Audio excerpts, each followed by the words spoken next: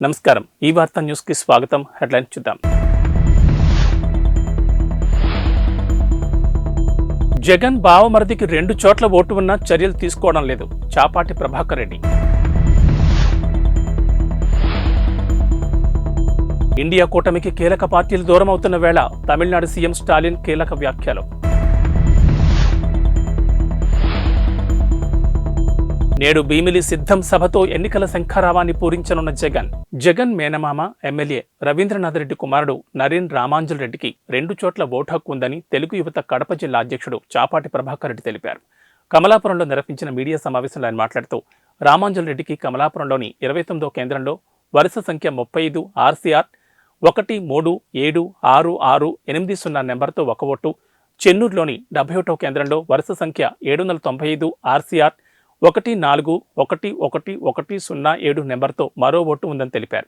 దీనిపై వీఆర్ఓ, తహసీల్దార్, జీఎల్ఓలకు ఫిర్యాదు చేసినా తొలగించలేదని ప్రభాకర్ రెడ్డి మండిపడ్డారు. ఈ విషయాన్ని ఎన్నికల సంఘం దృష్టికి తీసుకెళ్తామని చెప్పారు. మరోవైపు రామాంజల్ రెడ్డి సీకే దిన్నే జడ్పీటీసీ సభ్యుడిగా ఉన్నారు. విపక్షాల ఇండియా కూటమికి ఇప్పటికే తృణమూల్ కాంగ్రెస్, ఆప్ పార్టీలు దూరమవగా బీహార్ సీఎం నితీష్ కుమార్ సారథ్యంలోని జేడీయూ కూడా గుడ్ బై చెప్పనుందని ఊహాగానాలు వెలువడుతున్నాయి. మిత్రపక్షాల మధ్య విభేదాలు పెరిగిపోతున్న నేపథ్యంలో ఇండియా కూటమికి చెందిన డీఎంకే పార్టీ అధినేత తమిళనాడు ముఖ్యమంత్రి ఎంకే స్టాలిన్ ఆసక్తికరమైన వ్యాఖ్యలు చేశారు. బీజేపీ వ్యతిరేక ఓట్లు చేలిపోకుండా ఐక్యంగా ఉండాలని కూటమి నాయకులను స్టాలిన్ కోరారు. 2024 లోక్సభ ఎన్నికల్లో బీజేపీని మళ్లీ అధికారంలోకి రానివ్వకూడదన్న లక్ష్యంతో అన్ని పార్టీలు కలిసి పనిచేయాలన్నారు. ప్రతి ఒక్కరికి ఒకే ఒక లక్ష్యం ఉండాలి. బీజేపీని తిరిగి అధికారంలోకి రానివ్వకూడదు. బీజేపీ వ్యతిరేక ఓట్లు చేరిపోకూడదు. బీజేపీ తిరిగి అధికారంలోకి వస్తే దేశంలో ప్రజాస్వామ్యం, ఫెడరలిజం ఉండవు అని స్టాలిన్ వ్యాఖ్యానించారు. ఈ మేరకు శుక్రవారం తిరుచిరాపల్లిలో జరిగిన ఓ కార్యక్రమంలో ఆయన మాట్లాడారు. కాగా ఇండియా కూటమిలో అయోమయ పరిస్థితి నెలకొంది. పశ్చిమ బెంగాల్ ముఖ్యమంత్రి మమతా బెనర్జీ రాబోయే సార్వత్రిక ఎన్నికల్లో రాష్ట్రంలో ఒంటరిగా పోటీ చేస్తామని ప్రకటించడంతో కూటమికి పెద్ద ఎదురుదెబ్బగా మారింది. సీట్ల పంపకాలపై కాంగ్రెస్, టీఎంసీల మధ్య మాటల యుద్ధం నేపథ్యంలో ఆమె ఈ నిర్ణయం తీసుకున్నారు. ఇక మమతా బెనర్జీ ప్రకటన చేసిన రోజునే పంజాబ్, హర్యానాలోని అన్ని స్థానాల్లో ఒంటరిగా పోటీ చేస్తామని ఆమ్ ఆద్మీ పార్టీ కూడా ప్రకటించింది. దీంతో కాంగ్రెస్ పార్టీకి గట్టి షాక్ ఇచ్చినట్లయింది. మరోవైపు నితీష్ కుమార్ విషయంలో అనిశ్చితి నెలకొంది. త్వరలో ఎన్డీఏ గూటికి చేరబోతున్నారని జాతీయ మీడియా రిపోర్టులు పేర్కొంటున్నాయి.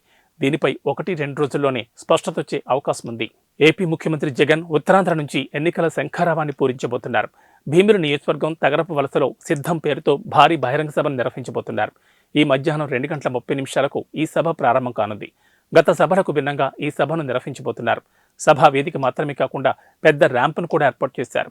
ఈ ర్యాంప్ మీద నడుచుకుంటూ కార్యకర్తల్లోకి వెళ్లి వారితో జగన్ మమేకమవుతారు. పార్టీ కేడర్ అభిప్రాయాలను స్వయంగా తెలుసుకుంటారు. ఈ సభలో తన పాలనలో జరిగిన సంక్షేమాన్ని, అభివృద్ధిని జగన్ వివరించనున్నారు. వైసీపీ ప్రభుత్వంపై విపక్షాలు చేస్తున్న విమర్శలను ఎలా తిప్పికొట్టాలో కేడర్కు తెలియజేయనున్నారు. రానున్న ఎన్నికలకు పార్టీ శ్రేణులను సిద్ధం చేయడమే ఈ సిద్ధం సభ లక్ష్యం. ఎన్నికలకు కేడర్ను సంసిద్ధం చేయడమే లక్ష్యంగా నిర్వహించబోతున్న సిద్ధం సభలు భీమిలి సభతో ప్రారంభం కానున్నాయి. రాష్ట్ర వ్యాప్తంగా ఈ సభలు జరగనున్నాయి. వచ్చే ఎన్నికల్లో 175 స్థానాలు గెలుచుకోవడమే లక్ష్యంగా ఈ సభలను నిర్వహిస్తున్నారు. ప్రముఖ ఈ-కామర్స్ సంస్థ ఫ్లిప్కార్ట్ 48% మార్కెట్ వాటాతో ఈ రంగంలో దేశంలో అగ్రగామిగా నిలిచింది. ఈ మేరకు అలయన్స్ బెర్న్స్టీన్ తాజా నివేదిక పేర్కొంది. అలాగే దేశంలో అత్యంత వేగంగా వృద్ధి చెందుతున్న ఆన్లైన్ కామర్స్ పోర్టల్గా మీషో నిలిచింది. బెర్న్స్టీన్ నివేదిక ప్రకారం వార్షిక ప్రాతిపదికన ఫ్లిప్కార్ట్ 21% వృద్ధి చెందింది. అదే సమయంలో మీషో యూజర్ బేస్ 32% పెరిగింది. మరో ఈ-కామర్స్ దిగ్గజం అమెజాన్ ఇండియా వినియోగదారుల వృద్ధి 13% పరిమితమైంది. ఫ్లిప్కార్ట్లో మొబైల్స్ 50%, వస్త్రాలు 30% అత్యధికంగా అమ్ముడవుతున్న కేటగిరీలో నిలిచాయి. ఆన్లైన్ స్మార్ట్ ఫోన్ విభాగంలో 48%, ఫ్యాన్ విభాగంలో 60% వాటాను ఫ్లిప్కార్ట్ దక్కించుకుంది. నెలకు సరాసరి 12 కోట్ల యాక్టివ్ యూజర్లతో మీషో వేగంగా అభివృద్ధి చెందుతున్న సంస్థగా నిలిచింది. గత ఏడాది కాలంలో ఈ ప్లాట్ఫామ్పై ఆర్డర్లు 43% వృద్ధి సాధించాయి. మళ్లీ షాపింగ్ చేసే వినియోగదారులు 80% ఉండగా రెవెన్యూ 54% పెరిగింది. సికింద్రాబాద్ కంటోన్మెంట్ మాజీ ఎమ్మెల్యే బింగి మచ్చేంద్రరావు కన్నుమూశారు. వృద్ధాప్య సమస్యలతో బాధపడుతున్న ఆయన అల్వాల్లోని తన నివాసంలో తుది శ్వాస విడిచారు. 1978-83లో జనతా పార్టీ ఎమ్మెల్యేగా ఆయన సేవలు అందించారు. ఆయన మరణ వార్త విని పలువురు రాజకీయ నాయకులు సంతాపం తెలిపారు. కంటోన్మెంట్ ప్రజలు ఆయన సేవలను ఎప్పటికీ మర్చిపోలేరని గుర్తు చేసుకున్నారు.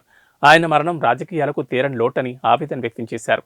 అల్వాల్ శ్మశాన వాటికలో నేడు ఆయన అంతిమ సంస్కారాలు నిర్వహించనున్నట్లు కుటుంబ సభ్యులు తెలిపారు. దేశమంతా రామనామ స్మరణలో మునిగిపోయిన వేళ తెలంగాణలోని ఖమ్మం జిల్లా నేలకొండపల్లిలో భక్త రామదాసుడిగా చెప్తున్న 16వ శతాబ్దం నాటి విగ్రహాన్ని గుర్తించారు. చెవులకు కుండలాలు, ముకుళిత హస్తాలతో ఉన్న ఈ విగ్రహం ఇక్కడి పోలీస్ స్టేషన్లోని ఓ రావి చెట్టు కింద ఎప్పటి నుంచో ఉన్నప్పటికీ ఇప్పటి వరకు ఎవరూ దాన్ని పట్టించుకున్న పాపాన పోలేదు. ఇటీవల ఓ వ్యక్తి ఈ విగ్రహాన్ని ఫోటో తీసి కొత్త తెలంగాణ చరిత్ర బృందం సభ్యుడు రామోజు హరగోపాల్ కట్టా శ్రీనివాస్కు పంపించారు. వెంటనే వారొచ్చి విగ్రహాన్ని పరిశీలించి ఆ విగ్రహం భక్త రామదాస్దేనని నిర్ధారించారు. చక్కని మీసకట్టుతో అప్పుడే తలారా స్నానం చేసి జుట్టును జారుముడి వేసుకున్న గోష్పాద శిఖ, అంజలి ముద్ర, నడుము పక్కన కత్తి, కుడి ఎడమ భుజాలపై శంకుచక్ర ముద్రలు ఉన్నాయి. అయితే ఈ శిల్పంలో రాజోచిత ఆహార్యం లేకపోవడంతో అది అక్కన్నది కానీ మాదన్నది కానీ అయ్యే అవకాశమే లేదని, వారి మేనలుడు కంచర్ల గోపన్నదేనని స్పష్టంగా చెబుతున్నారు. నిన్న ఈ విగ్రహాన్ని రామదాసు ధ్యాన మందిరానికి తరలించి రామదాసు 10వ తరం వారసుడైన కంచర్ల శ్రీనివాసరావు సమక్షంలో క్షీరాభిషేకం, ప్రత్యేక పూజలు చేశారు. అమెరికా అధ్యక్ష ఎన్నికలకు ముందు మాజీ ప్రెసిడెంట్ డొనాల్డ్ ట్రంప్కు గట్టి షాక్ తగిలింది. పరువు నష్టం కేసులో జీన్ కారోల్ అనే ప్రముఖ జర్నలిస్ట్, మాజీ అడ్వైస్ కాలమిస్టుకు $83 మిలియన్ పరిహారం చెల్లించాలని కోర్టు ఆదేశించింది. ఈ మేరకు న్యూయార్క్ సిటీ కోర్టు జ్యూరీ శుక్రవారం తీర్పునిచ్చింది. తనపై అత్యాచారాన్ని తిరస్కరించడం ద్వారా ట్రంప్ తన విశ్వసనీయతను దెబ్బతీశాడని, తన ప్రతిష్టకు భంగం కలిగించారని జీన్ కారోల్ కోర్టులో పరువు నష్టం దావా వేశారు. 1990లో మాన్హట్టన్లోని ఒక అత్యున్నత విభాగం స్టోర్లోని డ్రెస్సింగ్ రూమ్లో ట్రంప్ తనపై అత్యాచారం చేశారని Carroll what do we need man for a modest proposal అనే పుస్తకంలో రాసుకున్నారు. దీన్ని జూన్ 2019లో న్యూయార్క్ మ్యాగజైన్ ప్రచురించింది. అయితే ఇదంతా అసత్య ప్రచారమని, అత్యాచారం అవాస్తవమని ట్రంప్ ఖండించారు. రాజకీయ దురుద్దేశంతోనూ ఇలా చేశారని, కారోల్ ఒక అబద్ధాల కోరని ట్రంప్ విరుచుకుపడ్డారు.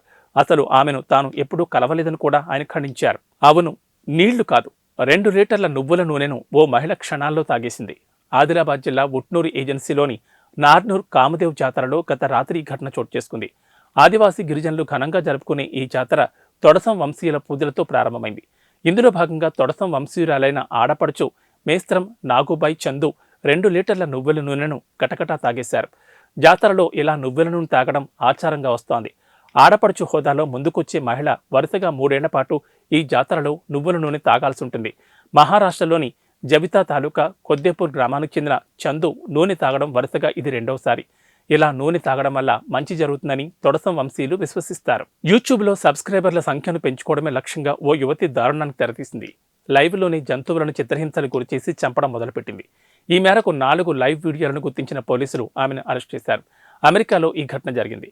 పెన్సిల్వేనియాకు చెందిన 28 ఏళ్ల అనిగర్ మోన్సీ అనే యువతి జీవహింసకు పాల్పడిందని పోలీసులు వెల్లడించారు. ప్రాణంతో ఉన్న జంతువులను హింసిస్తున్నట్లుగా, వికృతంగా వ్యవహరిస్తున్నట్లుగా గుర్తించామన్నారు. లైవ్లో కోడి, పావురం, కుందేలు, కప్పల శరీర భాగాలను ముక్కలుగా కోస్తున్న 4 లైవ్ స్ట్రీమింగ్ వీడియోలను ఆమె ఛానల్లో గుర్తించామని, గత వారం ఆమెపై కేసు నమోదు చేసినట్లు వెల్లడించారు. వేరువేరు జంతువులను పట్టుకుని హింసించడం ద్వారా సబ్స్క్రైబర్లను పొందిందని, లైవ్లోని వాటిని పట్టుకునేదని తెలిపారు. మేడారం జాతర సమయంలో మహిళల నుంచి టికెట్ వసూలు చేయాలన్న ఆర్టీసీ ఎండీ సజ్జనార్ ప్రతిపాదనను డిప్యూటీ సీఎం, ఆర్థిక శాఖ మంత్రి భట్టి విక్రమార్క తోసిపుచ్చారు.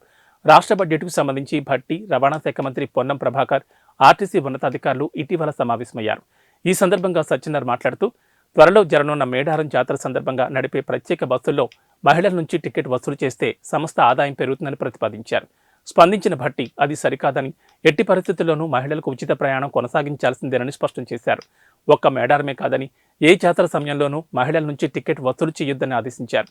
వచ్చే నెల 18 నుంచి 25 వరకు జరగనున్న మేడారం జాతర కోసం ఆర్టీసీ ప్రత్యేకంగా 6,000 బస్సులు నడపాలని నిర్ణయించింది. ఒక్క హైదరాబాద్ నుంచి 2,000 బస్సులను సిద్ధం చేస్తున్నారు. ఇవి బులెటిన్ విశేషాలు. నమస్కారం.